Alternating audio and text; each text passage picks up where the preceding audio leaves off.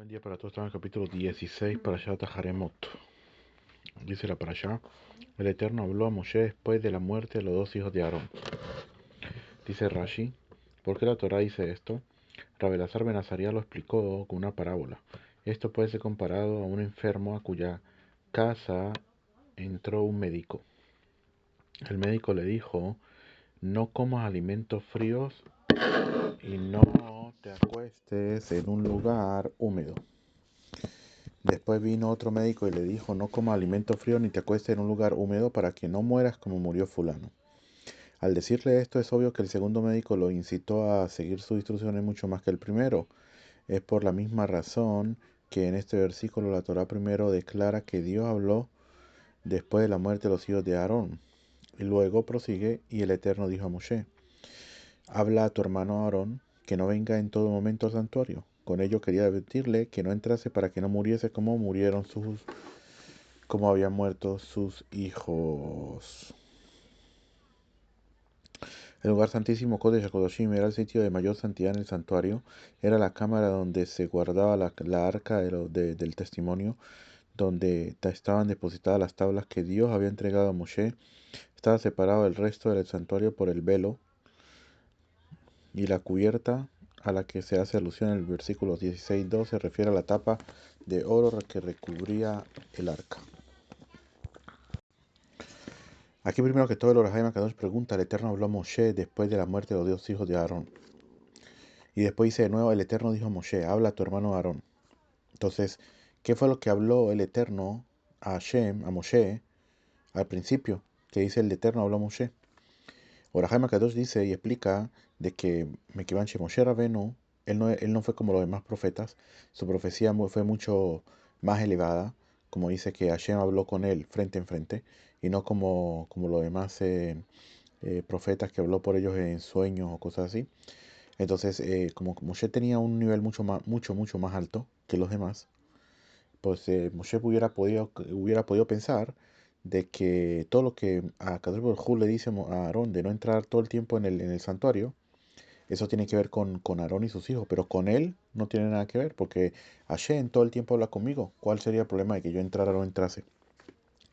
Entonces viene Abraham Akadosh y dice que eso precisamente es lo que vino a hablar el Eterno al principio con Moshe, que para él también está la prohibición de entrar al santuario, que no pensara que supuestamente él por tener un nivel mucho más alto él podía decir si él podía entrar, pero que no pensara eso. Dice aquí: después de la muerte de los hijos de Aarón, cuando se acercaron delante del Eterno y murieron. Está escrito dos veces muerte. Dice la muerte de los hijos de Aarón y murieron. ¿Por qué está escrito dos veces muerte? Entonces, hay los comentaristas que dicen, primero que todo, porque una de las cosas por las cuales se había dicho que los hijos de Aarón habían muerto, porque no tenían hijos. Si hubieran tenido hijos, hubieran tenido los méritos y de repente se hubieran salvado, si se hubieran casado también. Entonces, como no tenían hijos, murieron. Entonces, como está escrito en el Tratado de Nedarim, en la página 64, que hay cuatro personas en este mundo que incluso que estén vivos, se llaman muertos, y uno de ellos es el que no tiene hijos. El que tiene lepra, el que, mm, el que es pobre y el que es ciego. Son los cuatro que son tomados como muertos en este mundo. Entonces, como los hijos de Aarón no tenían hijos, y había que saber que ellos todavía no habían llegado ni siquiera a los 20 años de edad. Ellos estaban entre los 13 y 20 años de edad. Pero con todo eso, en aquella época acostumbraban a casarse muy temprano, a los 13 años. Ya a los 13 años estaban casados, ya podían traer hijos. También la mujer ya podía entrar embarazada, podía quedar embarazada, pero ellos todavía no lo habían hecho. Entonces los sabios fue una de las cosas por las cuales colocaron que porque ellos murieron también por eso. Entonces por eso está escrito dos veces murieron. Una por una muerte que no tenían hijos y la otra por una muerte natural, que murieron por lo que sucedió. Otra de las cosas que dice también Abraham Akadosh, que hubieron tres cosas por las cuales murieron. Uno, primero que todo, por el pecado del becerro de oro, y por eso está escrito los dos hijos de Aarón, que Aarón fue el que hizo el becerro de oro, y se sabe que Akadosh Baruj Hu, está escrito que lo quiso exterminar, como está escrito en el Deuteronomio, y Rashi dice: no hay exterminio sino los exterminio de los hijos, y Moshe Rabbeinu pidió por los hijos de él y sobrevivieron dos y Nadab y Abiú murieron. Entonces por eso está escrito aquí, primero que todo, por el Abona Egel, por el pecado del becerro de oro, está escrito los dos hijos de Aarón. Otra, otra sibá, otra razón por la cual ellos murieron también por lo que estaban muy cerca de el Creador. Estaban de un nivel tan alto que estaban muy apegados al Creador que como dice allí, cuando se acercaron delante del Eterno. Ellos estaban delante del Eterno, se acercaron, estaban muy cerca. La persona cuando está muy cerca tiene que tener mucho cuidado. Si incluso con los sabios está escrito que la persona tiene que tener mucho cuidado, de acercarse mucho a los sabios. ¿Sí? También pueden recibir castigos si la persona... Por eso tiene que haber una especie de distance, de distancia entre uno y el otro. No puede haber un acercamiento tan como en este mundo hay también una distancia entre el oficial y el, ¿cómo es que se llama? Y el soldado Pashut, el soldado simple, no me acuerdo cómo es que se llama, el Kabato, no se me acuerdo. Entre ellos hay distancia. No puede haber un acercamiento de somos amigos, somos esto, no, así también. Los sabios con respecto a las demás personas, también Israel con respecto al Creador, también. Hay que ver, tiene que haber una distancia, un cabot, un honor. Y por lo tanto, esa es la segunda sibá, la segunda razón por la cual murieron. La tercera sibá es para santificar el santuario. Eso tiene mucho sodot, muchos secretos sobre lo que es el, el sacrificar, el santificar el santuario, como dijo Moshe Rabbeinu, le dijo a Moshe a Aarón. Me acrobay a Kadesh, de mis cercanos me voy a santificar.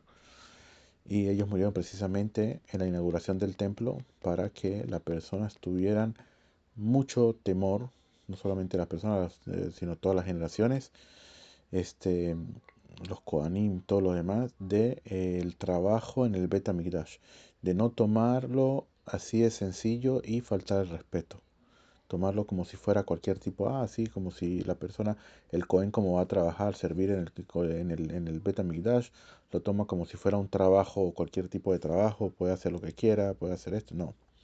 Tener mucho cuidado porque está trabajando, está sirviendo en la casa del Creador. Y por lo tanto, la santificación es precisamente eso, que tengan mucho temor del servicio al Creador. No solamente los Kohanim y los que trabajan allí, sino también incluso Israel también.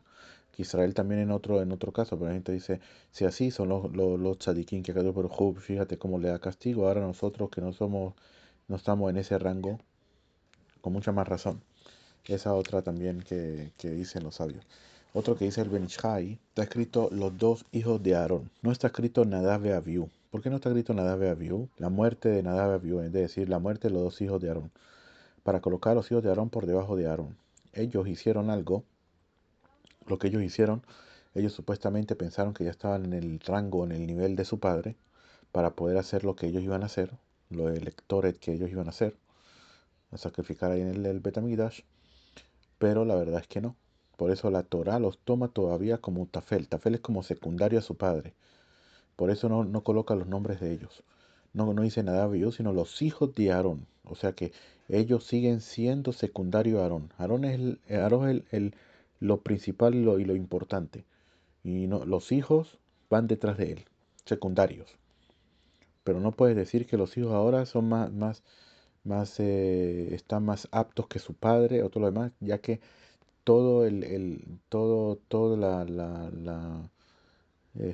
mm, toda la cosa por la cual ellos fueron nombrados Kohanim y servir en el templo es gracias a su padre, al nivel de su padre, a todo lo que está escrito sobre él, y no por los hijos. Entonces los hijos siempre vienen siendo secundarios, y esto aquí es algo tan importante que la persona a veces, la persona, no estamos para hablar de los hijos de Aarón, los hijos de Aarón están de un nivel muy alto, ¿sí? Pero por lo menos para tomar el musar, ¿sí? Lo que se aprende de aquí, que algo muy importante que la persona tiene que saber. A ese Ujaham, ayodetme como. ¿Quién se llama sabio? La persona que sabe su puesto, sabe quién es él, sabe que él necesita hacer. Él no hace lo que no necesita hacer. Él no pretende ser alguien que no es, ni supuestamente hacer cosas que no tiene que hacer. Y si no está en el nivel, obviamente no hacerlo. Si la persona no está ahí, no hacerlo. Si la persona no pertenece allí, no hacerlo. Cada quien, cada quien en este mundo tiene su tafkid.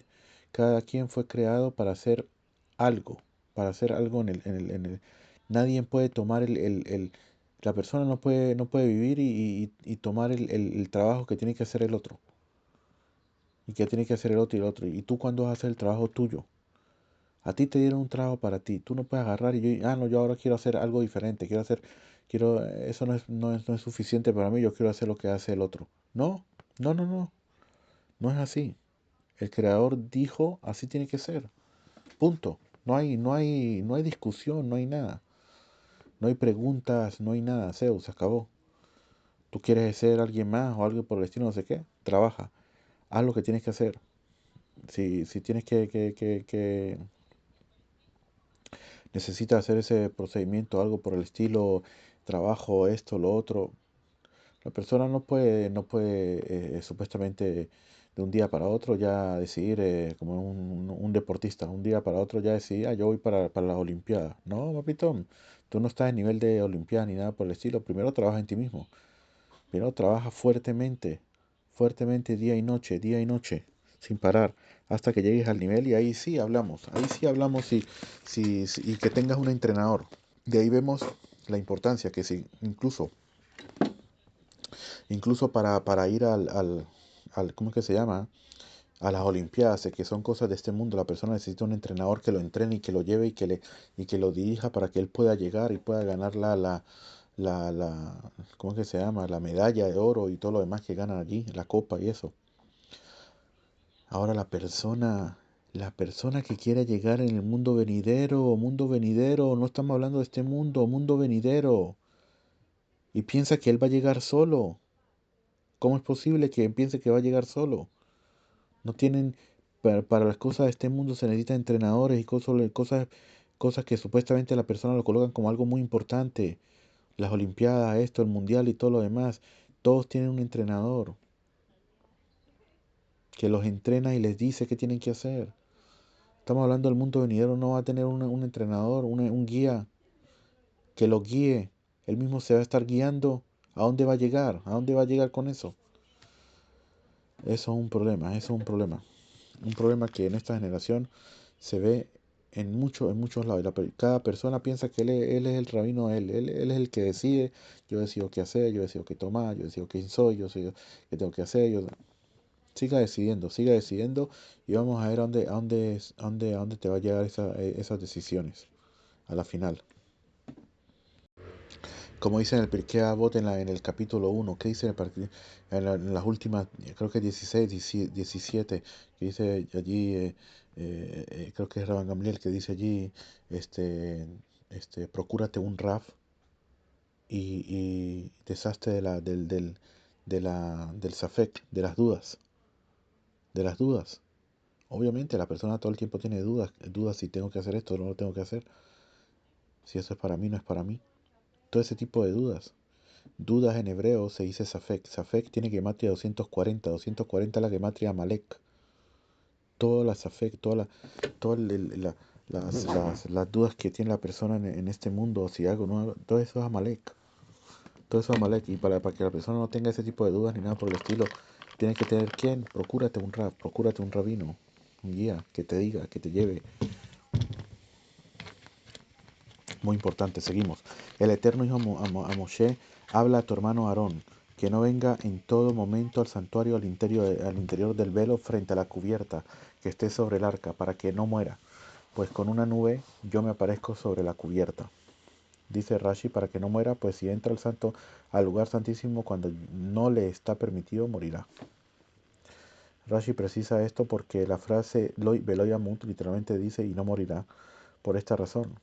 El versículo se pudo haber entendido así, que no venga en todo momento al santuario y no morirá, de lo cual no necesariamente se implica que si entra morirá. Porque con una nube yo me aparezco, dice Rashi, quiere decirle porque yo siempre me aparezco con mi columna de nube, y puesto que la manifestación de mi presencia tiene lugar ahí, Aarón deberá cuidarse de no entrar en ese lugar constantemente. Rashi precisa aquí que no era la nube la razón de la muerte al que entrase al santuario, como se podría haber entendido de las palabras del versículo. La función de la nube era actuar como pantalla para ocultar la manifestación de la Shejina, de la presencia divina, y por ello tenía una función protectora. Era la manifestación misma de la presencia divina lo que provocaría la muerte del que entrase ahí.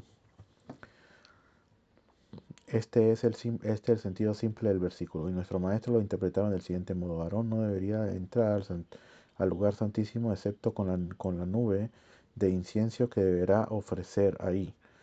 Según esta interpretación midrashica, hay que entender así el versículo. El Eterno dijo a Moshe: habla a tu hermano Aarón que no venga en todo momento del santuario al interior del velo frente a la cubierta que está sobre el arca, para que no muera, sino cuando con una nube yo me aparezca sobre la cubierta. Es decir, que Aarón solo debía entrar al Kodesh Kodashim cuando fuese a ofrecer el saumario el día del Yom Kippur.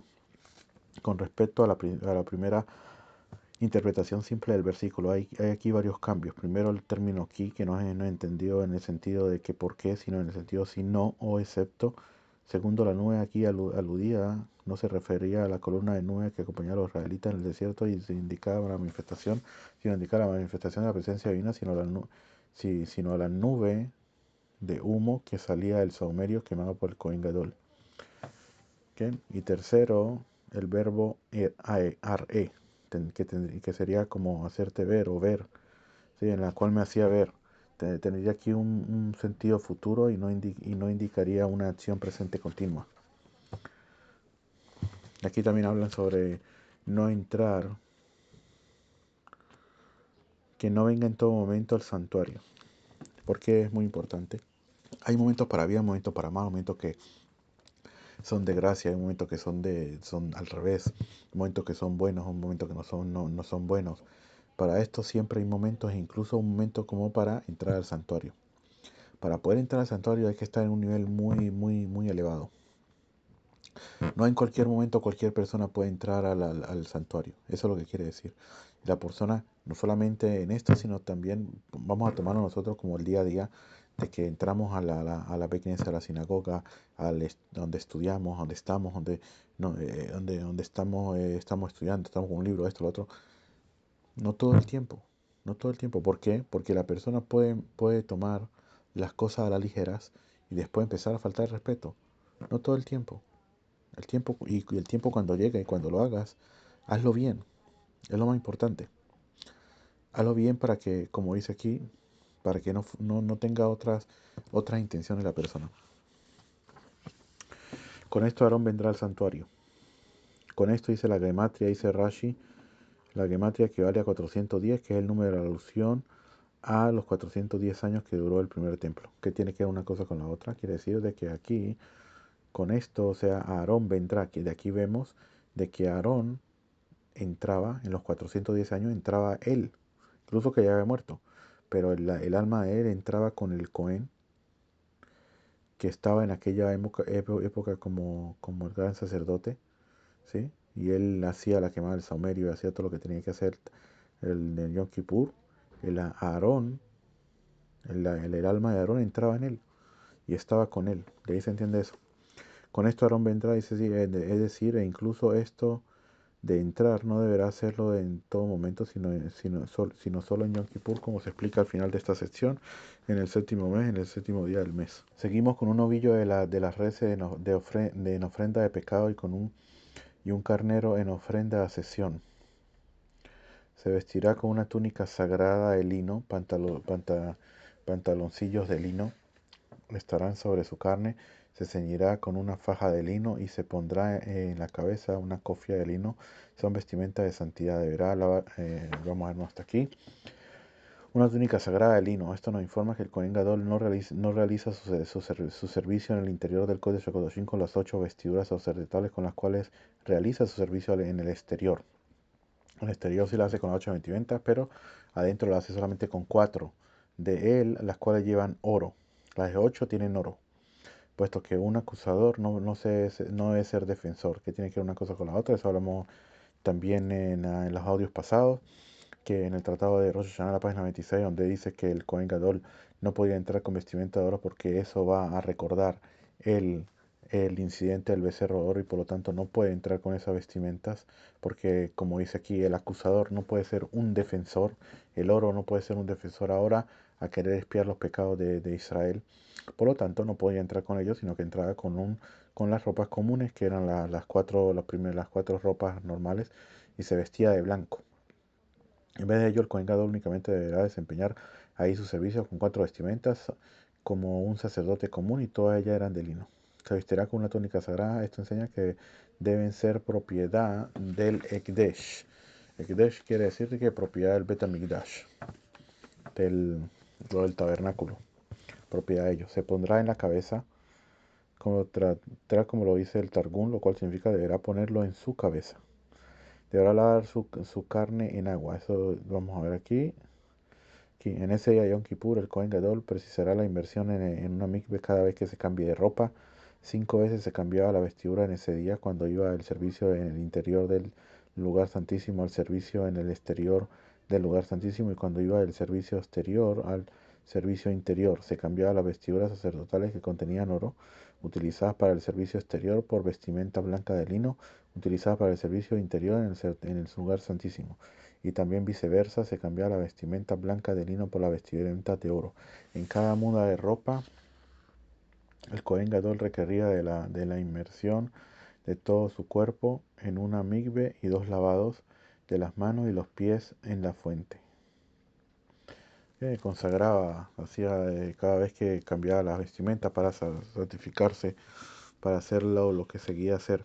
Y eso era porque cuando él hacía 2 tipos de trabajo. Había un trabajo que había que hacerlo en la parte de afuera y había trabajo que hacía en la parte de adentro. Entonces cada vez que él tenía que entrar, él se quitaba la vestimenta de oro y las de ocho vestimentas que tenía oro y se lavaba el cuerpo, como dice allí todo lo demás, y se colocaba la vestimenta de 4, que era de blanca, y entraba a la parte de adentro. Después, si tenía que salir, otra vez de vuelta, se colocaba. ¿Por qué? Porque había trabajo que tenía que ver con todos los días normales, como el Corban Tamid y otras cosas, y había otros trabajos que tenía que ver obviamente con el Yom Kippur. Entonces cada vez que él lo hacía, y no podía hacer por ejemplo de que al principio iba a hacer todo lo de afuera y después todo lo de adentro, no, sino que todo tenía un orden, todo tenía un orden según de cómo él tenía que hacer ese día, todas las cosas que él tenía que hacer en el Yom Kippur. En cada muda de ropa, el Kohen Gadol requería de la inmersión de todo su cuerpo en el mismo y 2 lavados de las manos y los pies de la fuente. ¿Qué? Cuando él se lavaba las manos, él ponía la mano sobre el pie, la mano derecha sobre el pie derecho y así en la fuente y así se lavaba las manos o los pies. De allí los árabes agarraron la costumbre, nos robaron de allí eso y ahí, de ahí donde ellos también hacen supuestamente lo mismo y todo lo demás, pero todo fue prácticamente tomado de nosotros. Que vamos a seguir. Y de la asamblea de los hijos de Israel deberán tomar 2 machos cabríos para ofrenda de pecado y un carnero para ofrenda de ascensión. Este es el toro mencionado más arriba. Y aquí la Torah te enseña que este animal tiene que ser de su propiedad y no de los fondos públicos.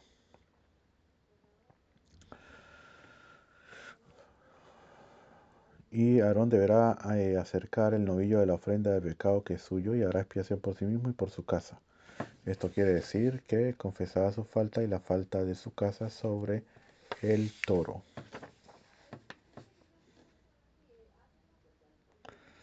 ¿Sí? La general de su casa quiere decir la expiación por lo de él, primero que todo, y después porque él no podía hacer todas las cosas sin antes no obtener expiación por él. Seguimos, tomará los 2 machos cabríos y los hará pararse delante del Eterno a la entrada de la tienda de la cita. Ahora pondrá los lotes sobre los 2 machos cabríos, un lote para el Eterno y otro lote para Azazel. Dice aquí, Aarón pondrá los lotes, dice aquí, colocado un animal a la derecha y otro a la izquierda.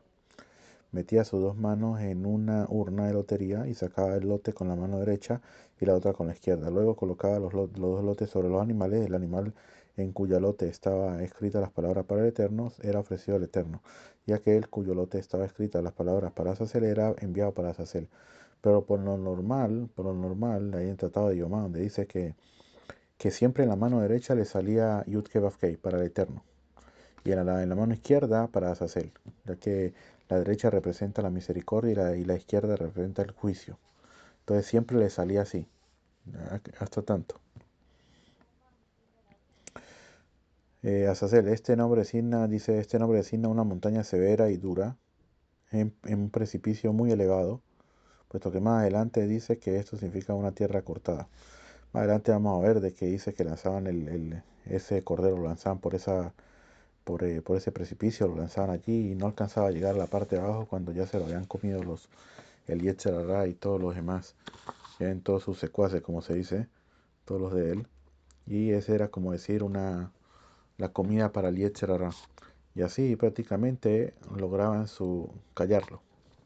Es como un perro cuando empieza a ladrar, lánzale un pedazo de carne para que vea cómo se vaya a comerlo y se queda callado. Y Aarón acercará el macho cabrío cuya lote fue para el Eterno y lo hará en ofrenda de pecado. Cuando pone el lote sobre el animal, le pone su nombre de ofrenda diciendo para el Eterno y una ofrenda de pecado. Y el macho cabrío cuyo lote fue para Azazel, lo hará pararse con vida delante del Eterno para hacer expiación sobre él, para enviarlo a Azazel hacia el desierto. Lo hará pararse con vida, dice aquí. Vamos a ver. No está otro. Vamos a ver si dice algo Rashi.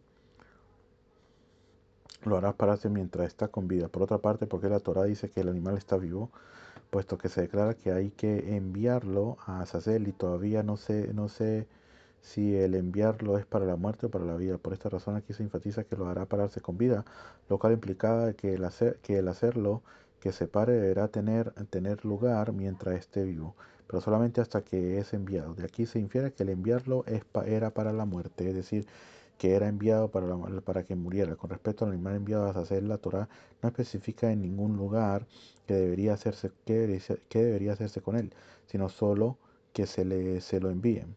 No se dice que hay que degollarlo ni nada por el estilo, pero puesto que aquí la Torah dice que deberá ser que deberá ser que se pare delante del Eterno estando vivo, ello implica que el enviarlo no era para que estuviese vivo, sino para que muriese.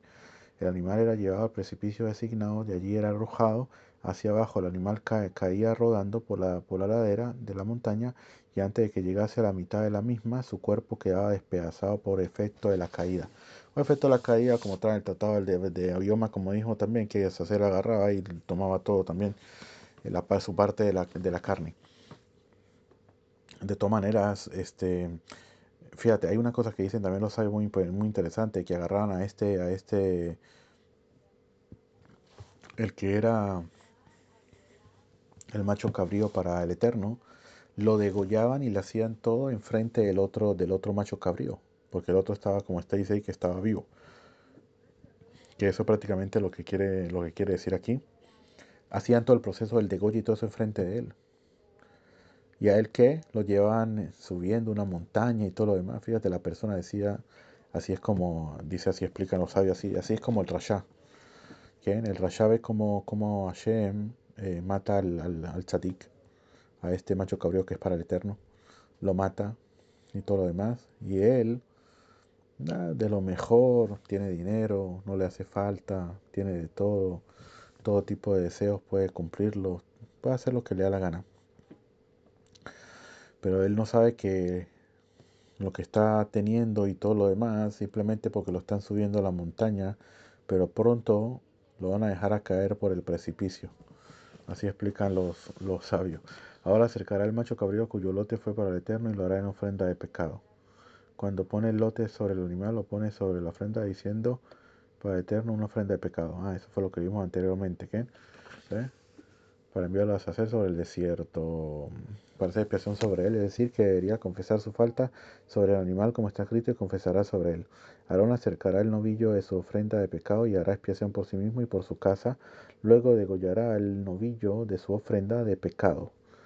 Dice aquí, hará expiación por sí mismo. Esto se refiere a una segunda confesión, por él y por sus hermanos los Kohanim, ya que todos ellos son llamados a su casa, puesto que con respecto a todos los Kohanim se declara casa de Aarón, bendiga al Eterno. De aquí se aprende que los Kohanim no tienen expiación por sus faltas por medio de la ofrenda de pecado del Kohen Gadol.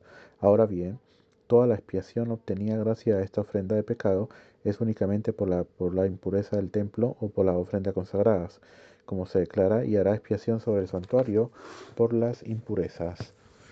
O sea que puede ser de que comió con impureza, puede ser de que él tenía impureza, todo depende.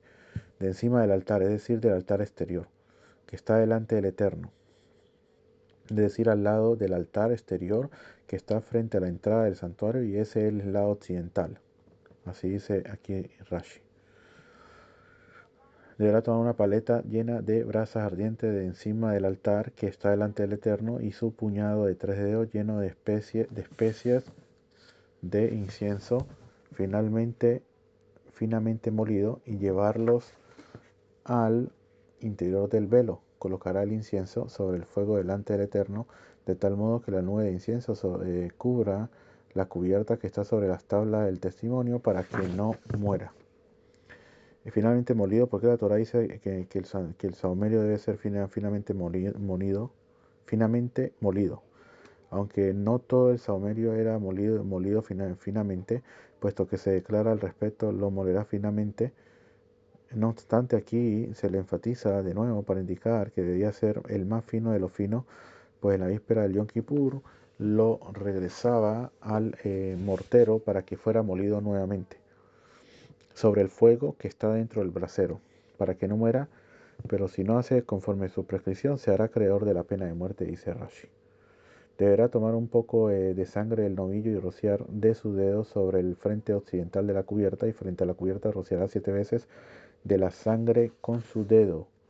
Dice Rashi, rociará con su dedo. Esto implica que un solo rociamiento. Y frente a la cubierta rociará 7 veces, por lo tanto había una rociada arriba y 7 abajo, que en total son 8. 8 dijimos que tiene que ver con lo sobrenatural también. Es prácticamente también. Que tiene que ver con eso. Hay muchas otras explicaciones por qué se hace eso, pero esa es una de ellas. Degollará el macho cabrío de la ofrenda de la sesión del pueblo, y llevará su sangre al interior del velo, y con su sangre hará tal como hizo con la sangre del novillo, y rociará sobre la cubierta y frente a la cubierta. Así hará expiación sobre el santuario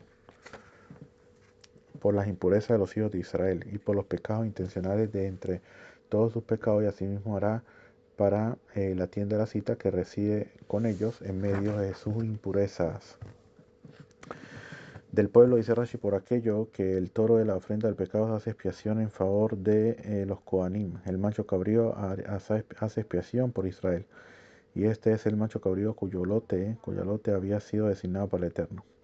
Tal como hizo con la sangre del novillo, es decir, una rociada arriba y 7 abajo, como dijimos anteriormente. Por la impureza de los hijos de Israel, eso se refiere a la impureza provocada por los israelitas que entran al santuario y estaban en impureza. Quiere decir, no sabía que estaba impuro y entró, o que sabía que estaba impuro y cuando fue y entró se le olvidó, ¿sí? Y después se dio cuenta y no le fue sabido al final, o que no sabía al final, puesto que más adelante se declara que son transgresiones entre todos sus pecados.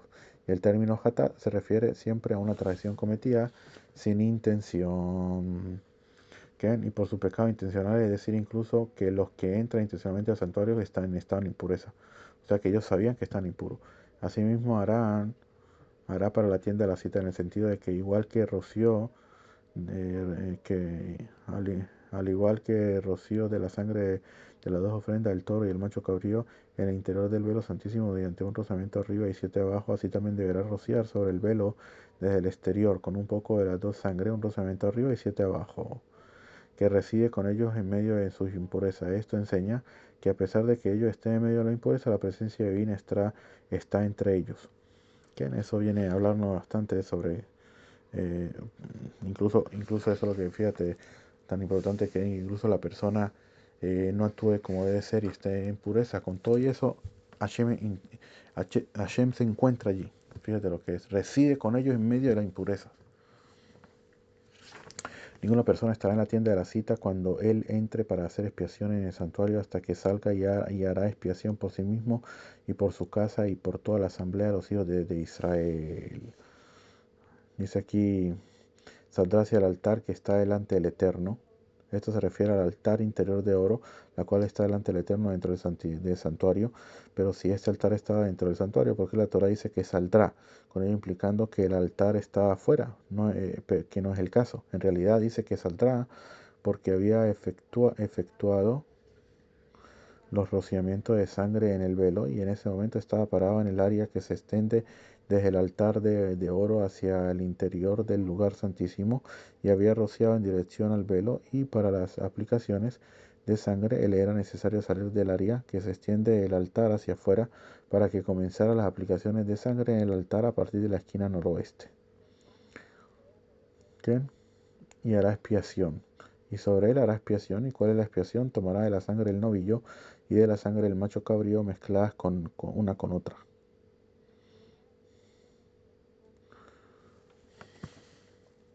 Deberá tomar un poco de la sangre del novillo y de la sangre del macho cabrío y ponerla entre los cuernos del altar en derredor. Con su dedo rociará sobre él de la sangre 7 veces.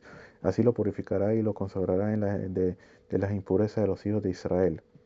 Rociará sobre él de la sangre, dice, después de haber puesto las aplicaciones de sangre con su dedo desde los cuernos del altar, el Cohen Gadol efectúa 7 rociamientos de sangre sobre su parte superior.